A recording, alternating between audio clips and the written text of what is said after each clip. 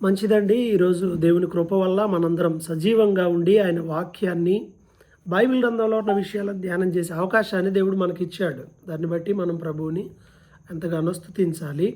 అయితే ఈరోజు మన టాపిక్ ఏంటి అని అంటే బైబిల్ గ్రంథంలో ఉన్నటువంటి ఒక నలుగురు ప్రవక్తల గురించి మనం తెలుసుకోవాలి అనేది టాపిక్. ఇన్ఫ్యాక్ట్ మనకున్నటువంటి టైంలో ఈ నలుగురు గురించి కొంచెం వివరంగా తెలుసుకునేటువంటి ప్రయత్నం చేస్తాం. అందులో మొట్టమొదటిగా మనం తెలుసుకోవాల్సింది ఏంటి అని అంటే ఈ ప్రవక్తలు ఒక నలుగురు గురించి మనం చూస్తూ ఉన్నాం. అసలు ప్రవక్త అంటే ఎవరు?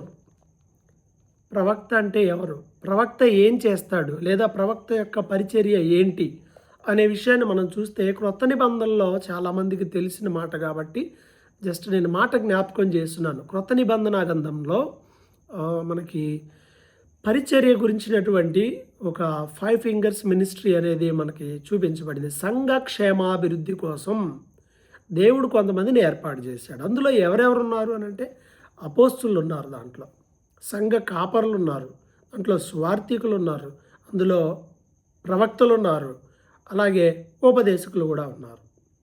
సంఘ క్షేమం అభివృద్ధి కోసం దేవుడు ఏర్పాటు చేసినటువంటి వారు వీళ్ళందరూ కూడా. అయితే ఎవరెవరు పోర్షన్ ఏంటి అనేది ఒకసారి మొదట మనందరికి ఒక క్లారిటీ రావాలి. ఫస్ట్ వన్ ఇవాంజలిస్ట్ గురించి చూద్దాం. ఇవాంజలిస్ట్ అంటే సువార్థికుడు. ఇతని పని ఏంటి అని అంటే కేవలం సువార్తను ప్రకటిస్తాడండి. జస్ట్ గాస్పల్ చెప్తారు. ఎలా అనేక విధాలుగా ఈరోజు గాస్పల్ మనం ఇతరులకి బోధించడానికి అవకాశం ఉంది కదా. జస్ట్ గాస్పల్ని ప్రీచ్ చేస్తారు, వస్తారు అంతే. విధుల్లో చెప్పొచ్చు, సంఘంలో చెప్పొచ్చు, అన్యజనుల మధ్య చెప్పొచ్చు, ఎక్కడైనా చెప్పవచ్చు, ఇండివిజువల్గా చెప్పవచ్చు. ఇతని పని ఏంటయ్యా అంటే కేవలం సువార్తను ప్రకటిస్తాడు, వస్తాడు, ఇంకంతే. ప్రార్థన చేస్తాడు, ఇంకా వేరే బాధ్యతలు ఇతనికి ఏమీ ఉండవు. రెండవది సంఘ కాపరి. ఇతను ఏం చేస్తాడు? ఇతను సువార్త చెప్తాడు, అట్ ద సేమ్ టైం రెండవది ఏం చేస్తాడు అని అంటే సంఘం ఉంటుంది. సంఘంలో కొంతమంది మనుషులు లేదా సంఘంలో విశ్వాసులు ఉంటారు.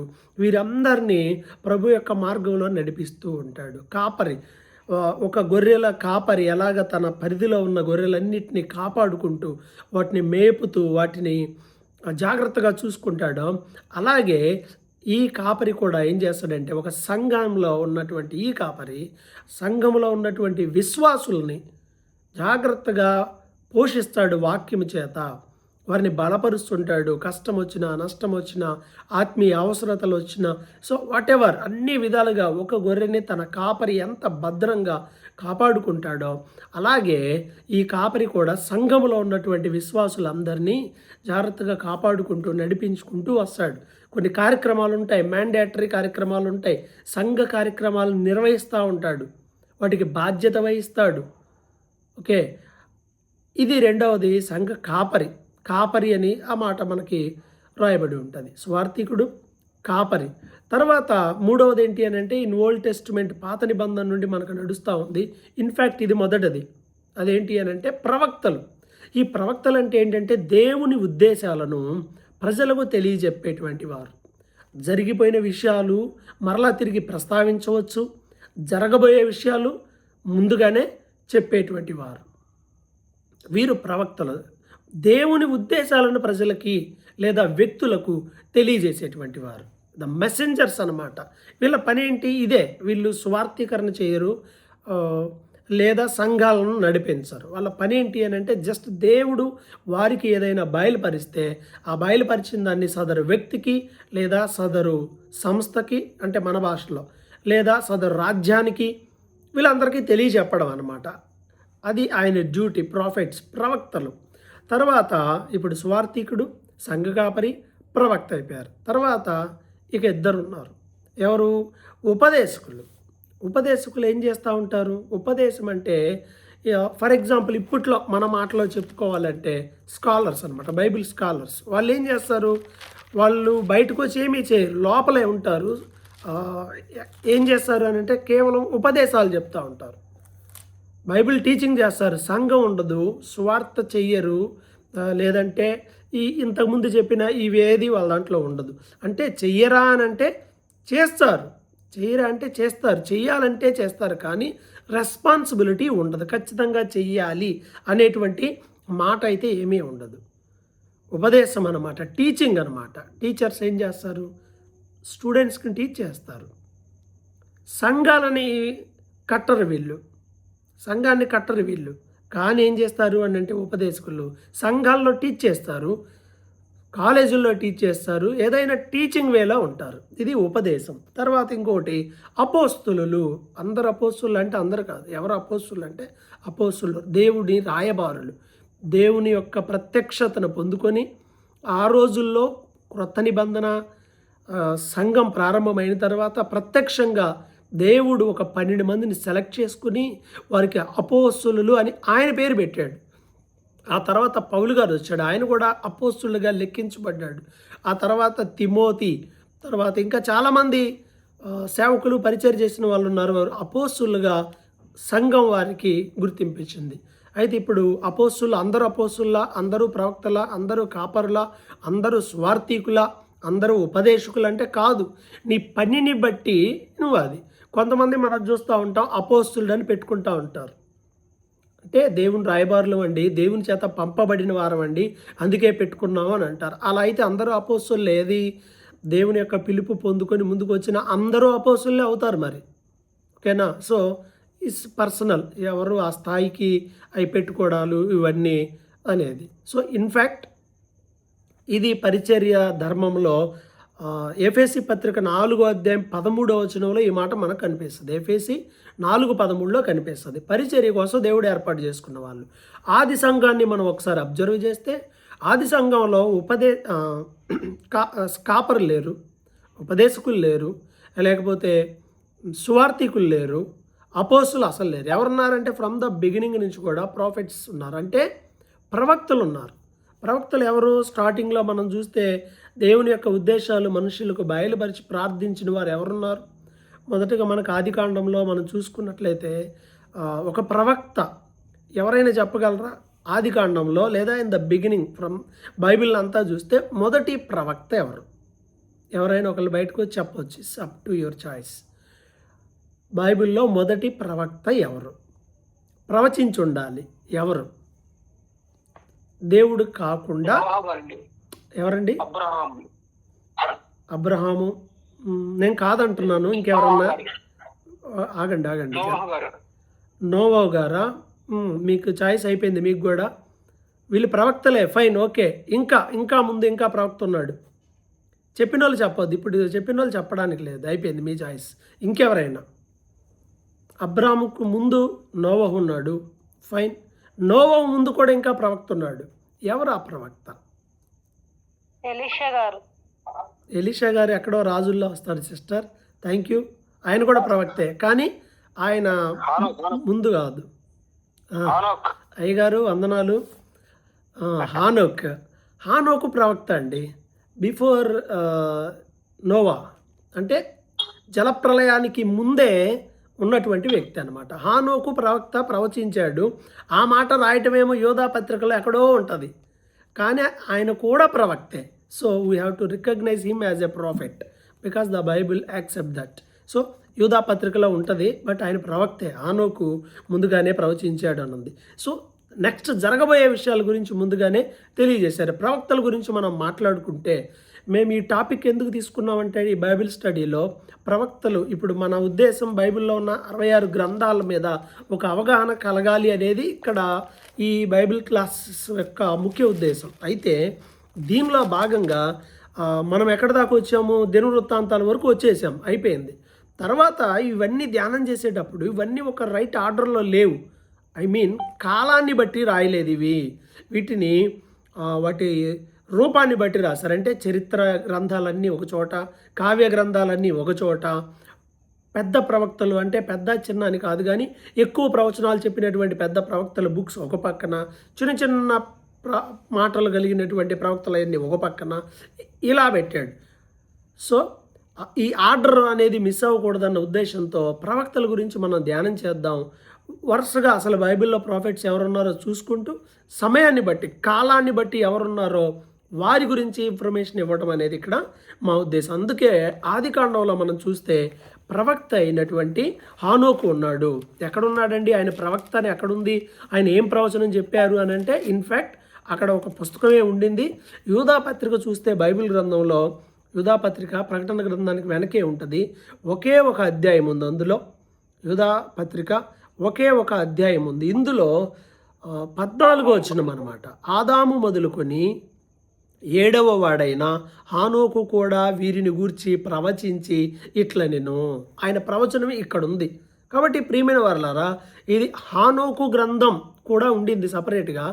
బైబిల్ గ్రంథంలో అయితే జస్ట్ ఇది మాత్రమే మెన్షన్ చేశారు. మనకి చాలా పుస్తకాలు ఉన్నాయి, చాలా గ్రంథాలు ఉన్నాయి. సో ఇక్కడ హానోకు ప్రవక్త ఆయన దేని గురించి ప్రవచించాడంటే ఈ భక్తిహీనుల కొరకు జరగబోయేటువంటి ప్రళయం గురించి ఆయన ముందుగానే ప్రవచించాడు. ఇంకా ఇన్ఫ్యాక్ట్ చూడండి 15లో ఏమనుంది అని అంటే, ఇదిగో అందరికీ తీర్పు తీర్చడానికి వారిలో భక్తిహీనులందరూ భక్తిహీనముగా చేసిన వారి భక్తిహీన క్రియలన్నిటిని గూర్చి, భక్తిహీనులైన పాపులు తనకు విరోధముగా చెప్పిన కఠినమైన మాటలన్నిటి గూర్చి వారిని ఒప్పించుటకు ప్రభువు తన వేవేల పరిశుద్ధుల పరివారముతో వచ్చెను. చూసారా ఎంత గొప్ప ప్రవచనం! ఎప్పుడు 1000 సంవత్సరాల క్రితం అబ్రాహాముకు ముందు నోవహుకు ముందే ఓ ప్రవచనం చెప్పాను కదా. ప్రవక్తల కాలం అది. ప్రవక్తలు నడుస్తూ చక్కగా ఇవి చెప్తూ ఉన్నారు. ఆ తర్వాత నోవహు, అలాగే ఇంకా బ్రదర్ చెప్పినట్టు అబ్రహాము, వీళ్ళందరి ద్వారా దేవుడు అనేకమైన మాటలు చెప్పించాడు, ప్రవచనాలు. యాకోబు ఉన్నాడు, ఆయన ఏం ప్రవక్త కాదు, కానీ దేవుని దర్శనాన్ని బట్టి ప్రవచించాడు కదా. ఆయన కూడా తన బిడ్డల నిమిత్తమై, వారి వంశాల నిమిత్తమై ఆయన మాట్లాడినటువంటి మాటల్లో నెరవేర్పు జరిగింది. అలాగే నిర్గమకాండంలో మనం చూసినట్లయితే ఒక గొప్ప ప్రవక్తున్నాడు. ఆయన ఎవరయ్యానంటే మోషే is the best leader in the Bible. గొప్ప నాయకుడు ఆయన, దేవుడు ఏర్పాటు చేసిన నాయకుడు మాత్రమే కదా, ఆయన ప్రవక్త. దేవుని యొక్క ఉద్దేశాలు ఆయనకు బయలుపరచబడ్డాయి. ఇన్ఫ్యాక్ట్ అహరోని కంటే ముందుగానే దేవుణ్ణి తెలుసుకున్నటువంటి వ్యక్తిగా మనకు కనిపిస్తున్నాడు. మోషే గొప్ప ప్రవక్త, దాంట్లో తిరిగే లేదు ఇక. దెన్ నెక్స్ట్ ఆయన గురించి మనం మాట్లాడుకున్నాం ఆల్రెడీ నిర్గమకాండం వచ్చినప్పుడు. సో ఆ తర్వాత మనం చూసినట్లయితే కొంతమంది ప్రవక్తలను దేవుడు మోషే తర్వాత కాలంలో, యెహోషువ కాలంలో అంత ఫైన్ అలా జరిగిపోయింది. అలా జరిగిపోయిన తరువాత కొంతమంది ప్రవక్తలను దేవుడు ఏర్పాటు చేసుకున్నాడు. ఈ ప్రవక్తలు ఏం చేశారంటే ఎస్పెషల్గా న్యాయాధిపతుల కాలంలో ఏం జరిగిందంటే, వారు దేవుని వాక్యానికి విరోధంగా ఉన్నప్పుడు, దేవుడు మరలా వారితో మాట్లాడాల్సిన అవసరం వచ్చినప్పుడు కొంతమంది మనుషులను దేవుడు ఏర్పాటు చేసుకున్నాడు. న్యాయాధిపతులు ఉన్నారు కొంతమంది ఇక్కడ. న్యాయాధిపతులతో దేవుడు మాట్లాడడం మనం చూస్తాం, ప్రవచించడం మనం చూస్తాం. ప్రవక్తి అంటే స్త్రీలను ప్రవక్తి అంటారు, పురుషుల్ని ప్రవక్త అని అంటారు. సో న్యాయాధిపతుల్లో మనం చూసినట్లయితే ఇక్కడ మనకి ప్రవక్తిగా మనకు కనిపిస్తుంది, దెబోరా కనిపిస్తుంది. ఇప్పుడు చాలామంది ఏంటంటే పిచ్చి సిద్ధాంతాలు, సంఘంలో స్త్రీలు మాట్లాడకూడదు అనే ఒకే ఒక మాటను పట్టుకొని ఇక ఏయో చేస్తా, అసలు మాట్లాడకూడదు, పాటలు పాడకూడదు, గట్టిగా ప్రార్థన కూడా చేయకూడదు వాళ్ళు అన్నారు. న్యాయాధిపతుల గ్రంథంలో ప్రవక్తి ఉండింది, ఆమె దెబోరా. మనం అవి చూడొచ్చు. సో అందరికీ తెలిసినవే. నా ముందు చెప్పాల్సినవి మాటలు ఎక్కువ ఉన్నాయి కాబట్టి నేను కొంచెం ఎక్కువగా వీటి గురించి మాట్లాడలేకపోతున్నాను. దెబోరా ప్రవక్త గురించి మనకి న్యాయాధిపతుల గ్రంథంలో 4వ అధ్యాయం 4వ వచనంలో వెరీ క్లియర్గా ఉంది. ఆమె ప్రవక్తి అని ఉంది అక్కడ. దేవుని ఉద్దేశాలను, దేవుని చిత్తాలను తెలియజేసేటువంటి వ్యక్తిగా కనిపిస్తుంది. ఇంకా కొంతమంది మనకు కనిపిస్తారు. ఆ తర్వాత ఇంకా ఫేమస్ చెప్పుకోవాలి అని అంటే న్యాయాధిపతుల తర్వాత రూతు, తర్వాత సమూయేలు. ఈయన ఒక పెద్ద ప్రవక్త. బైబిల్ గ్రంథంలో ఉన్న టాప్ 3 పర్సన్స్ని, ప్రొఫెట్స్ని పక్కన పెడితే ఫస్ట్ పర్సన్ ఎవరంటే మోషే.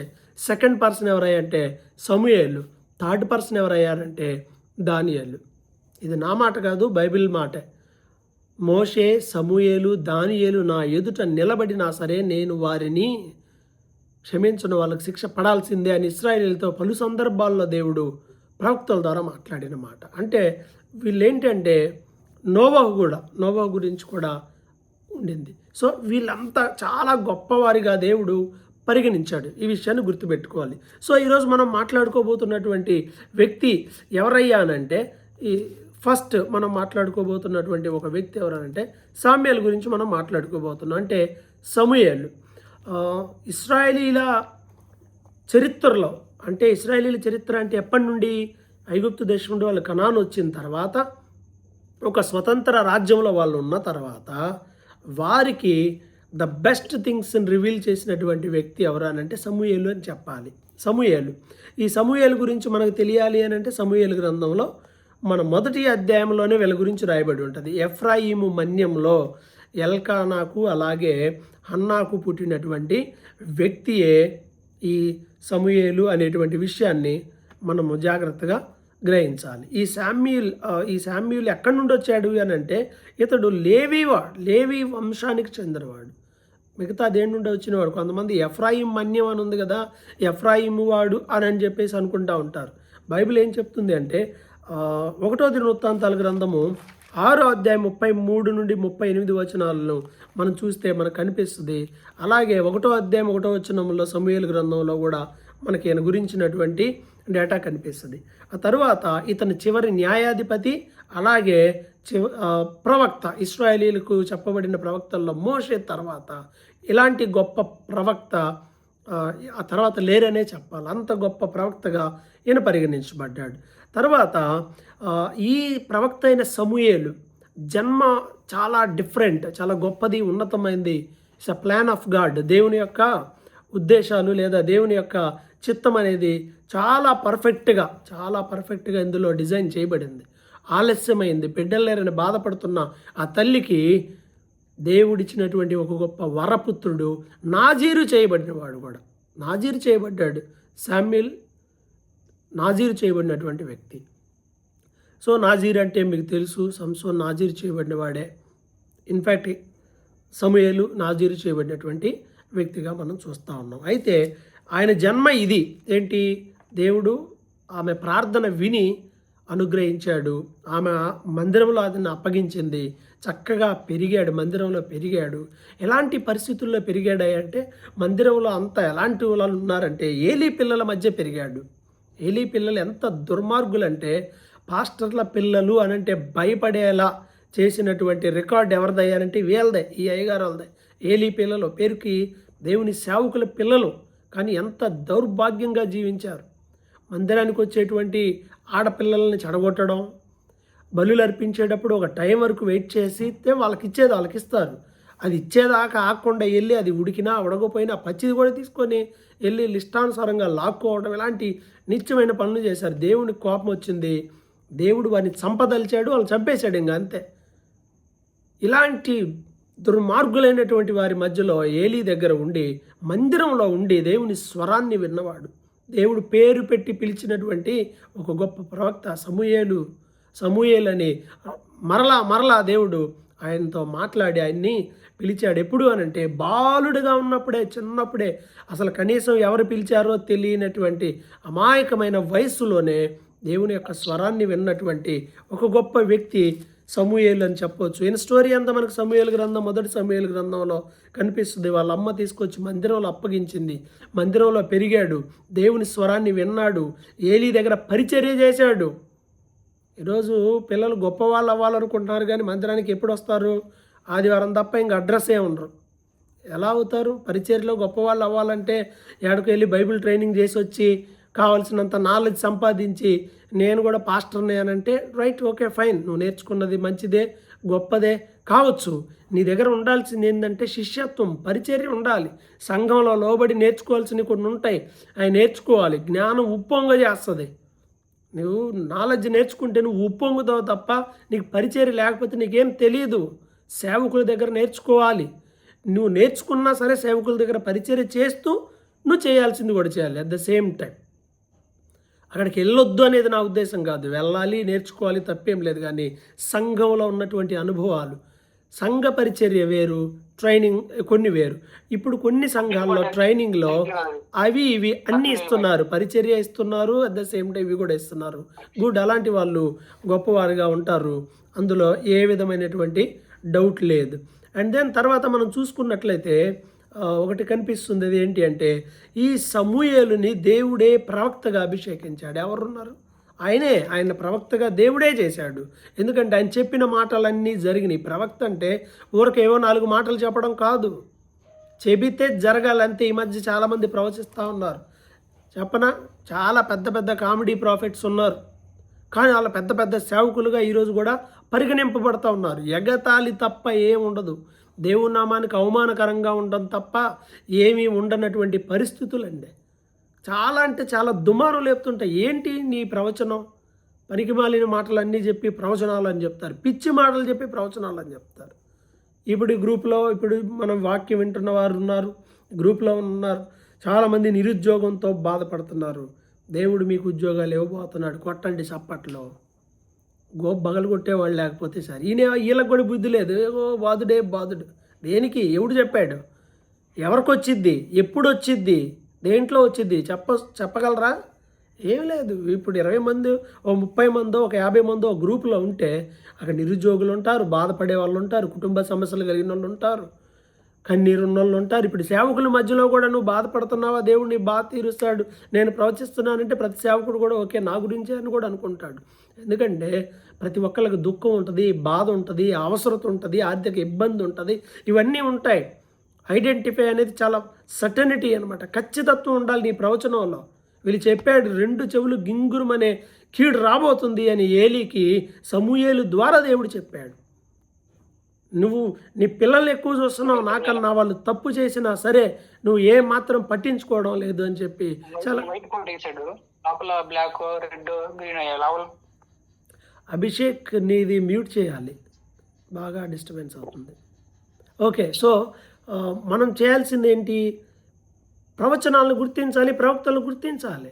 సమూయేలు చాలా క్లియర్గా మాట్లాడాడు, ఇదిగో ఇలా జరగబోతుందని చెప్పాడు, అన్నట్టుగానే జరిగింది.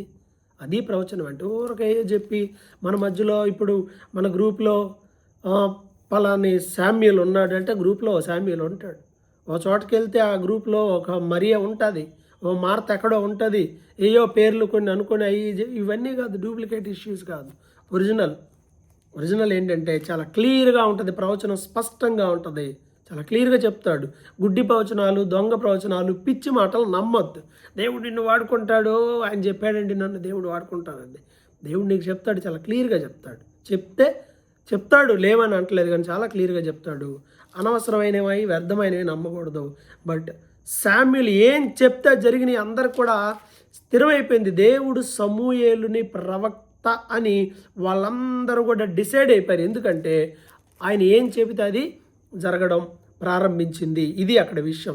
ఆయన లైఫ్లో ఎన్నో చెప్పాడు, ఇలా కాదు అని. ఆయన ఏం చెబితే అది ఆ మాటను దేవుడు స్థిరపరిచాడు, అందరు నమ్మాలి, ఇంకంతే అలా చేశాడు. అండ్ దెన్ ఆయన జీవితంలో చేసినటువంటి గొప్ప హిస్టారికల్ థింగ్స్, చారిత్రాత్మకమైన విషయాలు ఏంటయ్యానంటే ఈ సమూయేలు 2 రాజులను అభిషేకించాడు. ఇశ్రాయేలీల మొదటి రాజు అయిన సౌలును ఈయనే అభిషేకించాడు, 2వ రాజు అయిన దావీదుని ఈయనే అభిషేకించాడు. 2 రాజులను అభిషేకించాడు. దేవుని మాట చొప్పున ఆయన అభిషేకించాడు.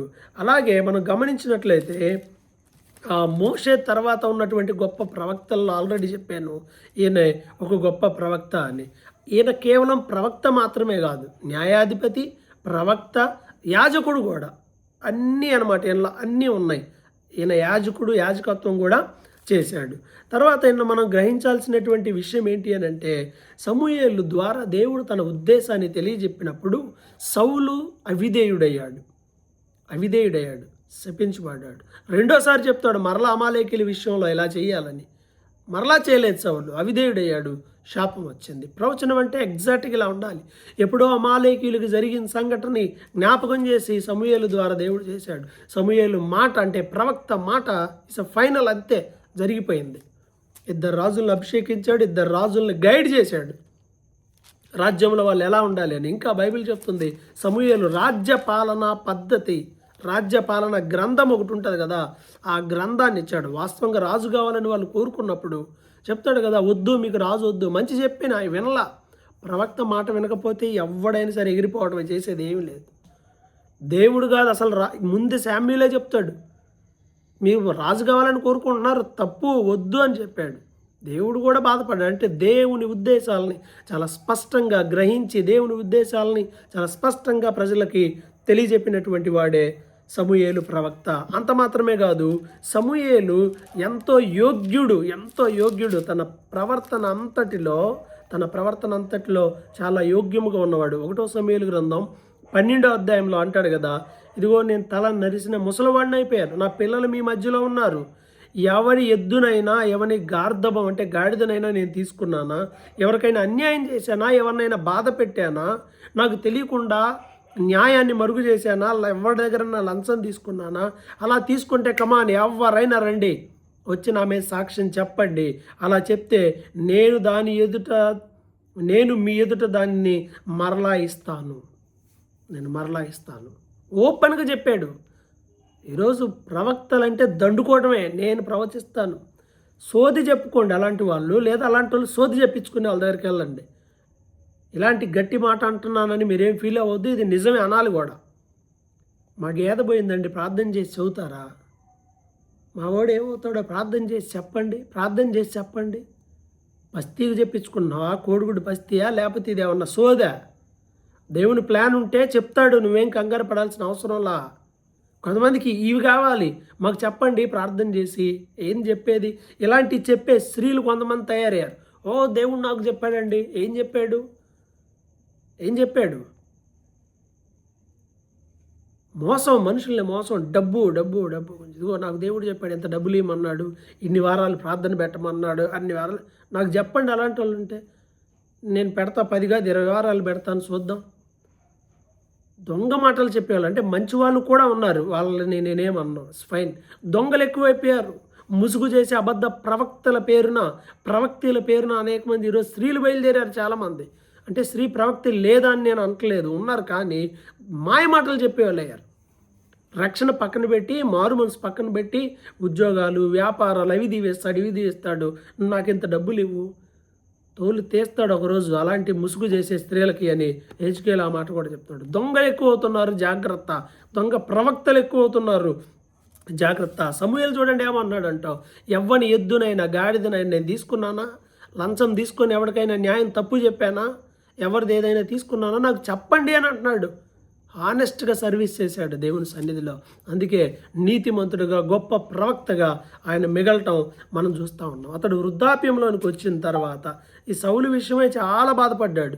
సౌలు విషయమై బాధపడ్డాడు. ఎందుకనంటే ఇతను ఎక్కడ మాట వినట్లేదు, ఎక్కడ కూడా మాట వినలేదు. అందుకే సౌలు నిమిత్తం సమూయేలు చాలా బాధపడినటువంటి వ్యక్తిగా కనిపిస్తున్నాడు. అలాగే సమాజం కోసం ప్రార్థన చేసిన వ్యక్తిగా కూడా కనపడుతున్నాడు. ఈ ప్రజలను క్షమించయ్యా, ఇదిగో ఈ ప్రజలు తప్పు చేశారని వారి పక్షాన విజ్ఞాపన చేశాడు.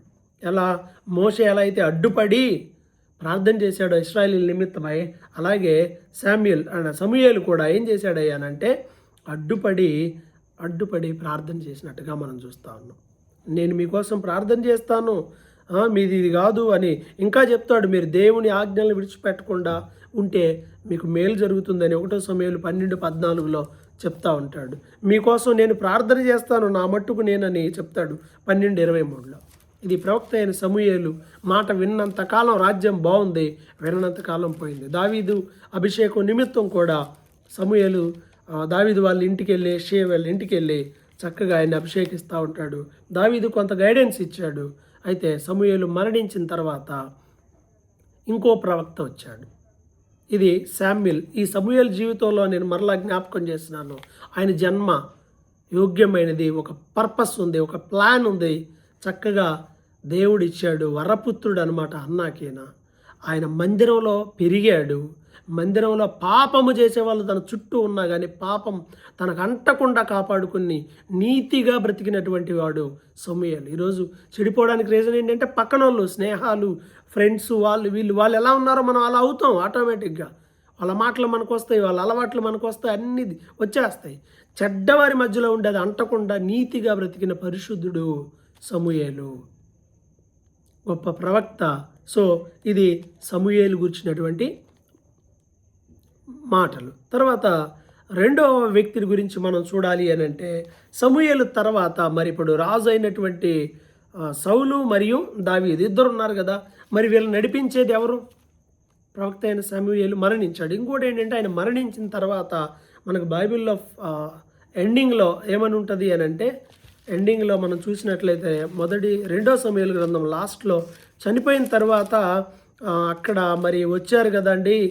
ఒకటో సమూయేలు గ్రంథం చివరిలో చాలామందికి ఇదో డౌట్ ఉంటుంది. 28వ అధ్యాయంలో సౌలు కర్ణపిశాచం ద్వారా వెళ్ళి ఒక ఆమె దగ్గరికి వెళ్ళిపోతే అక్కడ ఒక వ్యక్తి, ఒక ముసలివాడు పైకి వచ్చాడంటే సౌలు చూసి సమూయేలుని నమస్కారం చేయడం, సమూయేలు అలా మాట్లాడటం అన్నీ ఉంటుంది. సో ఇక్కడ ఇది జనరల్గా ఎవరైనా చదివితే వచ్చింది సమూయేలు కదా అని అర్థమయ్యేలా ఉంటుంది. కానీ చనిపోయిన ఒక వ్యక్తి కర్ణపిశాచి ఇలా పిలిపించుకొని చేయటం అనే శక్తి వారికి లేదు. ఆయన సమూయేలు కాదు. వారికి అలా కనపడ్డారు కానీ ఆయన కాదు. మరి సమూయేలు చెప్పింది జరిగింది కదండి అని అంటారు. ఆత్మ చెప్పింది జరిగిందంటే యుద్ధం వాడికి ఆల్రెడీ డిసైడ్ అయింది. చావు అనేది ఆల్రెడీ ముహూర్తం వచ్చిన చచ్చిపోయే వాళ్ళకి మరణదూతలు కనపడతారు, దేవదూతలు కనపడతారు అంటారే, అట్లానే తప్ప ఇట్స్ నాట్ ఎ ఫ్యాక్ట్. ఇది వర్షను అయితే ఇక్కడ జనరల్గా చదివితే మాత్రం అది అర్థం కాదు. ఇన్ జనరల్గా చదివితే ఇలానే అనుకుంటారు. అలా కాదు, ఎవరికి ఒక కర్ణపిశాచి చెప్తే సమూయేలు లాంటి ప్రవక్త వస్తాడా, ఇప్పుడు మరి మనం పిలిస్తే కూడా రావాలిగా, లేదా ఆ రోజు దేవుడు అనుమతించాడు అని కొంతమంది మాట్లాడే వాళ్ళు కూడా ఉన్నారు. ఎవరు ఏ వర్షన్ తీసుకున్నా సమూయేలే వచ్చాడు అనుకుందాం, సమూయేలే దేవుడు పంపించాడు అనుకుందాం, వచ్చాడు అని అనుకుందాం. దానివల్ల మన ఆత్మీయ జీవితానికి ఇప్పుడు వచ్చిన నష్టం ఏమీ లేదు. రెండవది, అట్లెట్లండి కర్ణపిశాచి చెప్తే సమూయేలు ఎలా వస్తాడండి, అది కరెక్ట్ కాదు. రైట్, ఓకే, దానివల్ల మనకు వచ్చింది అండగా ఏమీ లేదు. సో ఇక్కడ దీన్ని నేను నా వర్షన్లో ఇక్కడ నాకు రాయబడింది, నేను తెలుసుకున్నా, నేను చదువుకున్నా, నాకు బోధింపబడిన దాని ప్రకారం అయితే దురాత్మ వాళ్ళని అలా మోసం చేశాడు అనేది మెజారిటీ క్రైస్తవ సేవకులు, పండితులు చెప్పేటువంటి మాట. ఇది సమూయేలు గురించినటువంటి విషయము. అలాగే 2, 3 ఇంకా నెక్స్ట్ ప్రాఫిట్స్ గురించి కూడా నేను మీకు జ్ఞాపకం చేయాలని ఆశపడుతున్నాను. నెక్స్ట్ ప్రవక్త ఎవరు అని అంటే మన క్లాస్లో రెండవది గాదు ప్రవక్త. ఈ గాదు ప్రవక్త ఏంటి అని అంటే ఇక్కడ మనకు బైబిల్ గ్రంథంలో ఈ గాదు ప్రవక్త గురించి మనకు ఫస్ట్ 1 సమూయేలు గ్రంథంలో 22వ అధ్యాయము 5వ వచనంలో కనిపిస్తాడు. 1 సమూయేలు గ్రంథం 22వ అధ్యాయము 5వ వచనంలో మనకి కనిపిస్తాడు. ఎవరయ్యా, ఏ టైంలో అంటే దావీదు సౌలు దగ్గర నుండి తప్పించుకొని తిరుగుతూ ఉన్న టైంలో ఎక్కడున్నాడు అంటే అతను ఒక గుహలో ఉన్నాడు. ఆ గుహలో దాగి ఉన్నప్పుడు మరియు ప్రవక్త యొక్క గాదు వచ్చి, ఇదిగో నువ్వు ఈ కొండల్లో ఉండొద్దు, యూదా దేశానికి పారిపోమ్మని దేవుడు చెప్తున్నాడని దావీదుకు చెప్పినటువంటి వ్యక్తి. దావీదుకి దేవుని యొక్క చిత్తాన్ని తెలియజేసిన వ్యక్తి గాదు అనేటువంటి ప్రవక్త. ఆయన మనకి 22వ అధ్యాయము 1 సమూయేలు 22వ అధ్యాయంలో మనకి 5వ వచనంలో మనకు కనిపిస్తూ ఉన్నాడు. కాబట్టి ప్రియులారా చూడండి, అలాగే మనకి 2 సమూయేలు గ్రంథం 24వ అధ్యాయము 2 సమూయేలు గ్రంథం 24వ అధ్యాయము 18వ వచనం ఇక్కడ కూడా ఆయన మనకి కనిపిస్తాడు. ఇంకోసారి కూడా కనిపించడం. మొదటిదేమో సౌలు దగ్గర నుండి పారిపోతున్నప్పుడు, రెండవది ఎప్పుడు అని అంటే దావీదు రాజైన తర్వాత ఆయన జనసంఖ్య లెక్కించమని ఆర్డర్ ఇచ్చాడు. ఈ జనసంఖ్య చెప్పమని చెప్పినప్పుడు ఈయనేం చేశాడు, దేవుడు ఏం చేశాడు అని అంటే చూడండి 24వ అధ్యాయంలో 18వ వచనం, 2 సమూయేలు 24వ అధ్యాయము మనం గమనించినట్లయితే 18వ వచనంలో, ఆ దినమున గాదు దావీదు దగ్గరకు వచ్చి అక్కడ నువ్వు ఒక బలిపీఠం కట్టించు అనేటువంటి మాట దావీదుకు చెప్పడం మనము చూస్తాం. కాబట్టి ప్రియమైన వారలారా, ఇక్కడ మనం గమనించినట్లయితే ఇతను చేసినటువంటి మిస్టేక్ ఏంటి, జనసంఖ్యను దేవుని అనుమతి లేకుండా జనసంఖ్యను లెక్కించి తప్పు చేశాడు దావీదు. దాని పర్యవసానంగా దేవుడు ఏం చేశాడు అని అంటే కొన్ని శిక్షలను ఆయన ఎదుట పెట్టాడు. ఒక 3 ఆప్షన్లు ఇచ్చి నువ్వు ఒకటి ఎంచుకో అన్నాడు. మనం సమూయేలు గ్రంథం ధ్యానం చేసినప్పుడు అవన్నీ చూసాం. అయితే ఇక్కడ దేవుడు గాదు అనేటువంటి ఈ ప్రవక్త ద్వారా మాట్లాడుతూ వచ్చాడు. ఏమని, ఇదిగో నువ్వు వెళ్ళి యెబూసీయుడైన అరౌనా యొక్క కళ్ళములో యెహోవా నామమున ఒక బలిపీఠం కట్టించు అని దావీదుకి గాదు చేత యెహోవా సెలవిచ్చాడు. అన్నట్టుగానే ఆయన బలిపీఠం కట్టాడు. దేశంలో తెగులు ఆగిపోయింది. కాబట్టి ప్రియమైన వారలారా గ్రహించండి, ఈ గాదు ఎవరంటే దావీదు శ్రమల్లో ఉన్నప్పుడు దేవుని చిత్తాన్ని తెలియజేసిన ఒక ప్రవక్త. అంత మాత్రమే కాదు, రాజయ్యి ఆయన ఒక పెద్ద పొరపాటు చేసి దేశంలో ఆ రోజు వచ్చినటువంటి తెగులు దాదాపు ఒక 70,000 ఒక్క రోజే 70,000 మంది చనిపోయారు తెగులతో రాజ్యంలో, దావీదు చేసిన ఒక చిన్న పొరపాటుకి. దానిని పోవడానికి పలానా చోట వెళ్ళి బలిపీఠం కట్టమని దేవుని ఉద్దేశాన్ని తెలియజెప్పిన వాడిగా ఉన్నాడు. అంటే ఎగ్జాక్ట్గా వీళ్ళు నిజమైన ప్రవక్తలు, దేవుని చిత్తాన్ని స్పష్టంగా తెలియజేస్తున్నారు. రాజుకి నిలబడి, రాజా ఇది రైట్ ఇది రాంగ్ అని రాజుకు కూడా చెప్పేశారు. తద్వారా రాజ్యంలో క్షేమం వచ్చింది, తెగులిపోయింది. ఇది మనం గమనించినట్లయితే ఎవరి గురించి, ఇది గాదు గురించినటువంటి విషయము మనకు కనిపిస్తుంది. అండ్ దెన్ మూడవ ప్రవక్త ఇతను దావీదు కాలం నాడే, దావీదు కాలంలో ఉన్నవాడే ఇతను కూడా. అయితే ఈ నాతాను గురించి బైబిల్లో చూద్దాం. నాతాను అనే ప్రవక్త గురించి ఇప్పుడు మనం చూస్తున్నాం. ఈయన మూడో ప్రవక్త. నాతాను గురించి మనకి 2 సమూయేలు గ్రంథంలో కనిపిస్తుంది. 2 సమూయేలు గ్రంథము మనం ఒకసారి చూసినట్లయితే 2 సమూయేలు గ్రంథంలో 7వ అధ్యాయం ఒకసారి చూద్దామండి. 2 సమూయేలు గ్రంథము 7వ అధ్యాయంలో స్టార్టింగ్లో దేవుడు దావీదుకి చుట్టుపక్కల శత్రువులందరి మధ్యలో నెమ్మది కలుగజేసిన తర్వాత ఒక ప్రవక్తను పిలిపించాడు. ఆ ప్రవక్త పేరే నాతాను. 2వ సమూయేలు గ్రంథం 7వ అధ్యాయము 1వ వచనంలో ఉంది. నాతాను ప్రవక్తని పిలిచి దావీదు అన్నాడు కదా, అయ్యా నేను ఇదిగో రాజునయ్యాను, దేవుని కృప వల్ల నేను రాజునయ్యాను. నేనేమో రాజనగర్లో ఉంటున్నాను, మందిరమేమో అది మందసమేమో అలా ఉంటుంది. సరే ఏది ఏమైనా నేను మందిరాన్ని కట్టాలనుకుంటున్నాను అని నాతాను ప్రవక్తకి తెలియజేస్తే నాతాను ఏమన్నాడో తెలుసా? నాతాను ఏమన్నాడంటే, నీకు తోచిందంతా చేయి, దేవుడు నీకు తోడుగా ఉంటాడు అని 3వ వచనంలో చెప్పాడు. చెప్పిన తర్వాత ఆయన ఇంటికి వెళ్ళిపోయాడు. ఇంటికి వెళ్ళిపోయిన తర్వాత రాత్రి దేవుని వాక్కు నాతానుకు ప్రత్యక్షమైంది. వద్దు, దావీదు కాదు కానీ అతని కుమారుడు దేవాలయాన్ని కడతాడు, సొలొమోను కడతాడని ఒక గొప్ప ఆశీర్వాదములు, దావీదుకి శాశ్వతమైన ఆశీర్వాదములు ఈ నాతాను ప్రవక్త ద్వారా దేవుడు దావీదుకు తెలియజేశాడు.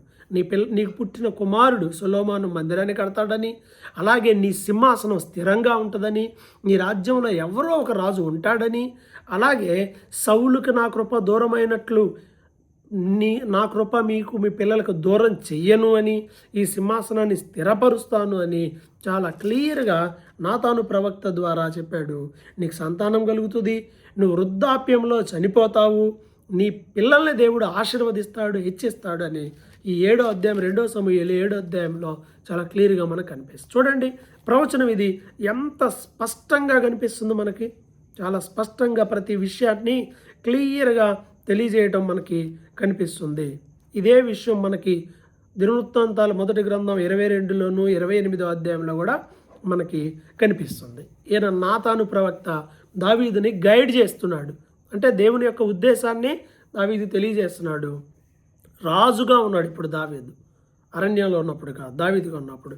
అండ్ ఇదే 2వ సమూయేలు గ్రంథం 12వ అధ్యాయంలో మనం చూస్తే మరొకసారి నాతాను దగ్గరికి దావీదు దగ్గరికి నాతాను వచ్చి దావీదును గద్దించాడు. దావీదు ఉరియా భార్యతో పాపం చేసినప్పుడు ఉరియాని యుద్ధంలో చంపేయించాడు. తన పాపాన్ని కప్పిపుచ్చుకోవడానికి దావీదు ఎన్నో పాపాలు చేశాడు. ఒక పాపాన్ని కప్పిపుచ్చుకోవడానికి ఇంకో పాపం చేశాడు. ఇలాంటి టైంలో దేవుడు, బైబిల్ చెప్తుంది 2వ సమూయేలు 12:1, కావున యెహోవా నాతానును దావీదు వద్దకు పంపెను. అదండి. కాబట్టి ప్రియులారా, దేవుడు పంపిన ప్రవక్త నాతాను వెళ్ళి ఒక చిన్న స్టోరీ చెప్పాడు. స్టోరీ చెప్తే ఆయన కోపం వచ్చేసింది. అబ్బా ఏంటి ఇన్ని గొర్రెలు ఉంచుకొని 6 గొర్రెనే ఎలా చేశాడా, అతను మరణానికి పాత్రుడని జడ్జిమెంట్ కూడా ఇచ్చాడు దావీదు. అప్పుడు అంటాడు కదా, ఆ మనుషుడవు నీవే. ఈ మాట చెప్తే యు ఆర్ దట్ మ్యాన్ అనే మాట చెప్తే మనకు గుర్తొచ్చే ప్రవక్త ఎవరంటే నాతానే. దావీదుకి ఏలెత్తి చూపించాడు, ఆ మనుషుడవు నువ్వే, ఆ తప్పు చేసింది నువ్వే, ఆ పాపం చేసింది నువ్వే, ఆ మరణ శిక్షకు పాత్రుడు నీవే. ఇదిగో దేవుని శిక్ష, నువ్వు చేసిన ఈ నరహత్యకి, నువ్వు చేసిన ఈ వ్యభిచారానికి, నువ్వు చేసిన ఈ మోసానికి, నువ్వు చేసిన అధికార దుర్వినియోగానికి, నువ్వు చేసిన ఈ పాపములన్నిటికీ సదాకాలం నీ ఇంట్లో యుద్ధాలే అని చెప్పేసి దేవుని ఉద్దేశాలన్నీ తెలియజేసిన ప్రవక్త కూడా నాతానే. రాజుకు ధైర్యంగా చెప్పేశాడు. నాతానే దావీదు కదా, అప్పటికే ముందే ఆశీర్వాదాలు చెప్పొచ్చాడు కదా, ఇప్పుడు వెళ్ళి ఏం చెప్పొచ్చాడు, ప్రవక్త పని ఏంటంటే ఏం చెప్తే అది చెయ్యటమే, ఇక వేరే ఆప్షన్ ఏమీ కూడా లేదు. కాబట్టి ప్రియమైన వర్లారా ఆలోచన చేయండి. ఆ విధంగా ప్రవక్త అయిన నాతాను గద్దించిన తర్వాత దావీదు తన పాపాన్ని ఒప్పుకున్నాడు, పాపమునకు క్షమాపణ అయితే పొందాడు. ఓకే అంటున్నాడు కదా, దావీదు అంటాడు. దావీదు ఒప్పుకున్నాక నాతాను ఏమన్నాడు? 13వ వచనం, 2 సమూయేలు 12వ అధ్యాయం 13వ వచనం, నేను పాపము చేసేనని దావీదు నాతానుతో అనగా, నాతాను నీవు చావకుండునట్లు యెహోవా నీ పాపమును పరిహరించును. పెద్ద పనిష్మెంట్ ఉంది. In fact you have to die, చనిపోవాలి. నువ్వే చెప్పావు కదా ఆ పని చేసినవాడు చనిపోవాలని, నువ్వే తీర్పు తీర్చావు. కానీ దేవుడు నిన్ను క్షమించాడు, నువ్వు బ్రతుకుతావు. అయితే ఈ పనిష్మెంట్ మాత్రం ఉంది అని చెప్పాడు. పుట్టిన బిడ్డ చనిపోయాడు, కుటుంబంలో యుద్ధాలు శాపాలు వచ్చేసినాయి. కాబట్టి రాజైనా సరే, తనకు అనుకూలమైనటువంటి రాజైనా సరే, తనకు వ్యతిరేకంగా ఉన్న రాజైనా సరే, ఎలాంటి పరిస్థితుల్లో అయినా సరే దేవుడు ఏం చెప్తే అది, తప్పును ఖండించమంటే ఖండించాడు, గద్దించమంటే గద్దించాడు, బుద్ధి చెప్పమంటే బుద్ధి చెప్పాడు. ఈ విధంగా ఆయన చేసినటువంటి పని వలన ఆయన రాజ్యంలో గొప్ప మేలు చేసిన వాడయ్యాడు. దావీదుకి మేలు జరిగింది కదా, దేవుని ఉద్దేశాలను బయలుపరిచాడు. సో ఇప్పటి వరకు మనం 3 ప్రవక్తల గురించి ధ్యానం చేశాం. మొదటగా ప్రవక్త అంటే ఎవరో చూసాం. ప్రవక్త అంటే ఎవరు, నిజమైన ప్రవక్త అంటే ఎవరు అంటే, ఓల్డ్ టెస్టిమెంట్ ధర్మశాస్త్ర గ్రంథంలో తప్పుడు ప్రవచనాలు చెప్పేవాళ్ళు, దొంగ ప్రవచనాలు చెప్పేవాళ్ళు చాలామంది వస్తారు. నమ్మొద్దు, వాళ్ళ మాటలను కాదు వారి క్రియలను కూడా చూడండి. కొంతమంది అద్భుతాలు మోసాలు చేస్తారు, జాగ్రత్త అని కూడా చెప్పాడు. అందుకే యూదులు యేసుక్రీస్తును తొందరగా నమ్మకపోవడానికి రీజన్ ఏంటో తెలుసా? ఇట్టాటి ప్రవక్తలు అనబడేవారు, ఇలా మెరకిల్స్ చేసేవాళ్ళు బోలెడు మందిని చూసాం మేము ఆల్రెడీ అని యేసు ప్రభువును కూడా ధర్మశాస్త్రానికి విరోధమైన పనులు చేస్తున్న వానిగానే గుర్తించారు. కాబట్టి ఆయన్ని చంపారు. అందుకే వీరేం చేస్తున్నారు, వీరికి తెలియదు, వీళ్ళు క్షమించని చాలా క్లియర్గా ప్రభువు చెప్పాడు. తెలియదు కాబట్టే క్షమాపణ పొందారు. పాత నిబంధనలో ధర్మశాస్త్రంలో చెప్పాడు, ఎవరన్నా వచ్చి వేరే విగ్రహాన్ని ఆరాధన చేద్దామంటే నమ్మొద్దని చెప్పాడు. ప్రవక్తలు దేవుని చిత్తాన్ని తెలియజేసేవారు. అందులో మనం చూసుకున్నాం. మనం ఎవరెవరి గురించి చూసుకున్నాం ఇక్కడ? మనం చూసుకున్నటువంటి వారిలో మొట్టమొదటి వ్యక్తి మనకి అంటే జనరల్ ఎక్స్ప్లెనేషన్లో భాగంగా హానోక్ గురించి మనం చూసాం. నోవహు ఇస్ఫైన్ ఆయన కూడా, అబ్రహాము ఆయన కూడా. అయితే మేజర్గా నిర్గమకాండంలో మనకి మోజెస్ కనిపిస్తూ ఉన్నాడు.